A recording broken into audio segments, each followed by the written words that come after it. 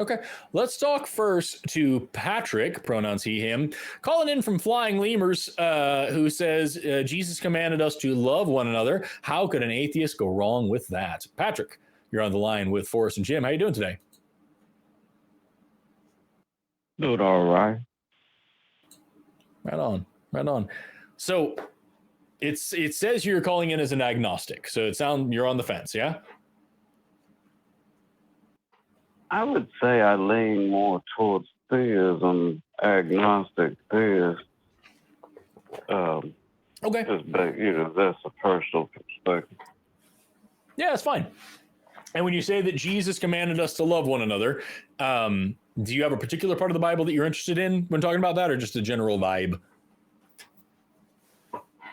I don't know about like the commanded part that you're talking about, but like I wouldn't say that I feel like he was a man, but he was a prophet of love. My main thing was like, regardless of what we may or may not believe in, in my case, I'm just not sure in a lot of ways. But I would say you can't go wrong with a prophet of love. If you just adhere to that principle, that being his main teaching, it would appear. And then a lot of that stuff, I think it could have been misconstrued, written what was it, like 200 years after the fact. Patrick, let me interrupt you real quick. What do you mean by love? What do you mean by love? Well, I mean, love could just be considered like a chemical reaction within the brain, as I'm sure Forrest is well aware of. And that kind of thing, you could just say I read an article years ago in Psychology today that says it's just like a chemical release or whatever, so I don't know. It could be looked at like that as something deeper with deeper meaning. It's more like you're talking about a more philosophical question there. Me personally, I'm asking for a definition of how you define love, right? Because I happen to think that empathy is better than love, because empathy requires us to understand the other person, but not necessarily approve of them, or to approve of their actions to understand them. Right. And I don't know that any definition of love I've heard so far actually does anything more than love. It doesn't have anything to do with understanding.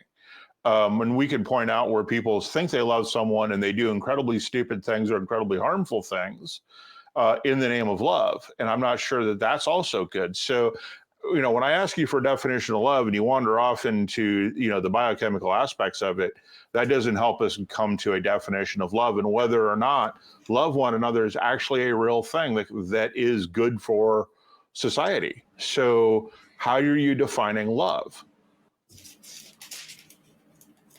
I would say actually that one part in the Bible, I don't necessarily go by the Bible, don't get me with that, but that one part in the Bible where they're talking about love, Ephesians 13 something or what, I can't remember these things, but I'm not like a biblical scholar either though. But like, so certainly not. Don't have time to waste on that. I need to read about Bobby Fischer's Teacher's Chess book. Plenty of other better books out there. But as far as what it says on love, there's a quote like, love does not envy, it does not boast, it does not take record of wrongs, or so, this kind of thing. Like it's a unconditional love is type. patient, love is kind, So love does not envy. 1 Corinthians 13, 4 through 8. Okay, that's what it is. Yeah.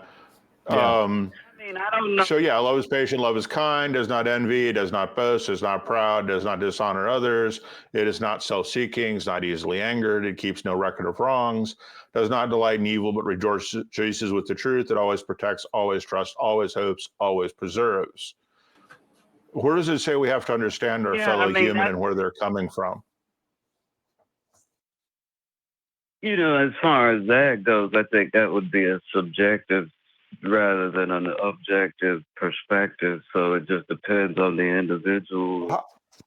How patient do we have to be with somebody before we decide that they're not worth our time? How patient?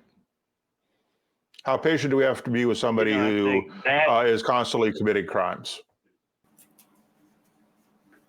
I mean, I would say, you got to protect society, So there's that. Right. But how patient is patient? I mean, it says love is patient. So I want to know, is it ever time to not be patient?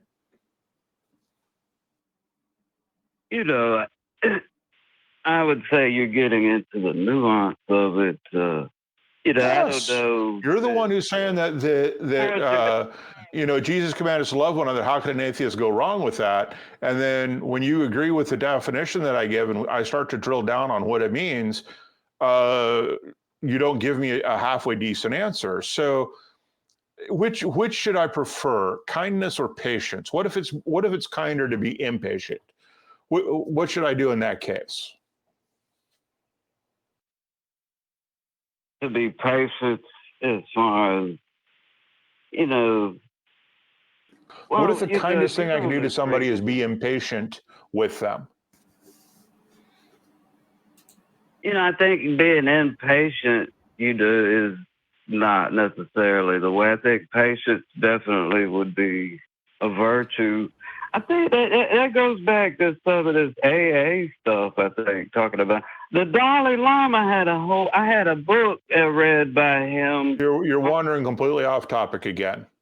I want to know which of the things that the Bible says love takes precedence, right? Is it better to be patient or is it better to be kind? What if the greatest kindness you can do for somebody is to be impatient with them, is to not wait until they finally get it, but to actually instruct them in how to get it? I mean, that would be an example. It says that love isn't proud, but parents are often proud of their children. Are parents expressing non-love of their kids when they're proud of their kids?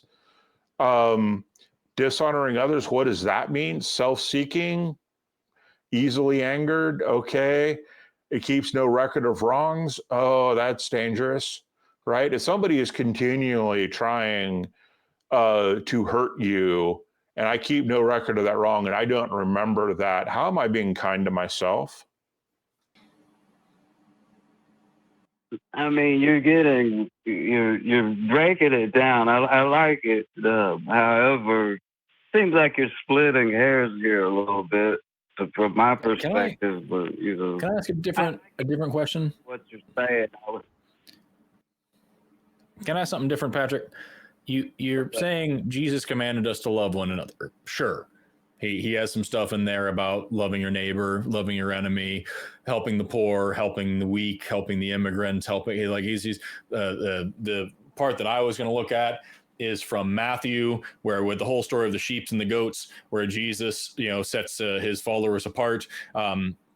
And says the people on his right side, he says, you can inherit the kingdom prepared for you from the foundation of the world. For I was hungry and you gave me food. I was thirsty and you gave me a drink. I was a stranger, you took me in. I was naked and you clothed me. I was sick and you visited me. I was in prison and you visited me. And they say, when did we do these things? And he said, verily I say unto you, whatever you have done to the least of my brethren, you have done to me. And so the whole point of that passage and the whole point of much of Jesus' teachings is whatever you're doing to the weakest, the poorest, the meekest, the most sick, the most rejected, the most outcast, the prostitute and the criminal and the felon and all these, whatever you're doing to the lowest in your society, that's what you're doing to him.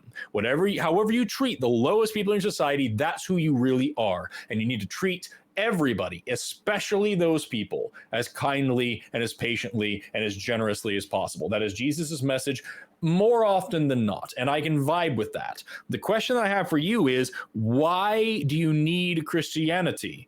to teach you that message. I think those are fine messages that anybody, any good moral person can derive for themselves. And I think if you take a book which is pro-slavery, pro-genocide, pro-misogyny, front to back evil, and it has that good passage in it, and you say this part commands me to be good, so I'm going to be good, while ignoring the rest or justifying the rest, I think it taints that message. I think it just turns that whole shit into something that's seriously just not worth keeping.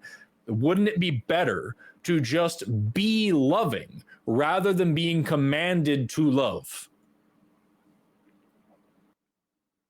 Yes, certainly. I was like spirit, like he said. I guess he did say a new commandment. I give you love one another as I have loved you, so you must love one another. But sure, as far as they call it the new law of love and all those things. I would. As far as what the Bible says, I would say certainly a lot of it is, people putting themselves in there. God definitely didn't write the book unless you're saying through man and not women. But I'd say I've read into it a little bit about the Gospel of Mary Magdalene, which the first 10 pages has been destroyed for some odd reason. And that was depicts Jesus teaching more of a Taoist type thing where he was. There's lots of versions of the guy. My next question to you, Patrick, is I think is more important because you're calling and saying you're leaning more theist still, is the description of love in 1 Corinthians. Love is patient, love is kind, it does not envy, it does not boast, it is not proud, it does not dishonor others, it is not self-seeking, it is not easily angered, it keeps no record of wrongs. Those specific passages, does that sound like a description of God? I don't know about that. I would say God would be all things what we would consider, quote, good or, quote, evil. But evil you get that from the Bible? From the human perspective. The Bible, I don't know. Like I say, I like that as it's in a poetic kind of metaphorical way. I don't know. You could what's the other gentleman on the show with you there, Forrest Dan? Is that right? Jim. But at any rate, he was saying breaking it down. I get that he had a lot of philosophical, logical, rational arguments against that type of love. I would say for me personally, love would be like a love for my son, and that kind of. I think it goes beyond explanation sometimes because I've never felt a love like that, not a romantic love or, from my mother, that kind of thing. But that would be my main definition of love, and I don't know what exactly that entails because I think it's beyond description. Yeah. But I would just say love seems to be a universal. Universal how? I mean, you're speaking in such generalizations that there's no there, right? You're not speaking in, I mean, we said that love is not proud, yet you're proud of your son. So do you not love your son then? So this is the problem when we start trying to nail down how any of this works, is because it doesn't work except in the most general sense of the word. And that's a problem. When I say that empathy is better than love, I can look at somebody and understand why they're doing what they're doing, and I can adjust my actions accordingly. If they're lashing out because of anger and hurting people because they're angry, then we can deal with that. If they're hurting people because they enjoy it, that's a completely different thing.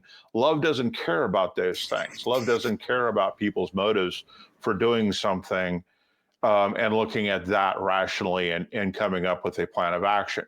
So the definitions you're using don't work. They're going to lead to bigger problems than they're going to solve because they're so general as to be practically useless, which is part of the problem with the Bible. When the Bible does say something halfway decent, like you would see in 1 Corinthians here, it's so general as to be completely useless in practical life. And when it does give us commandments that are more practical, a lot of them are horrifyingly bad. Like, you can beat a slave as long as they don't die within 3 days. You can take slaves from the nations around us. Those are horrible things. And yet they're very specific. I mean, and it continues on with stuff like that, with misogyny. So it's actually kind of hilarious in some ways, but tragically sad. I mean, tragically hilarious, should I say. But yeah, I mean, I just, my point is, I feel like you shouldn't necessarily throw out an entire book of philosophy. Yeah, I guess maybe it's not a book of philosophy. I would say that the Bible isn't a book of philosophy. At best, the Bible is historical fiction. At best, it's historical that's fiction. The thing, man. You can find corn in just about any turd, Patrick, but that's no reason to sit there and like really dig into it and love it and appreciate it. It's just not necessary. The Bible does have some nice things in it. They're not nice things that you can't get anywhere else. There are some uniquely horrifying things in the Bible, though, and I think that kind of disqualifies it as ever being called a good book. I think you can get love and empathy and compassion and kindness and justice and morality and all these other things from much better sources, and you can derive them all by yourself as well. You don't need a slavery and sex manual from the Iron Age to tell you how to do these things. I just don't think it's worth it.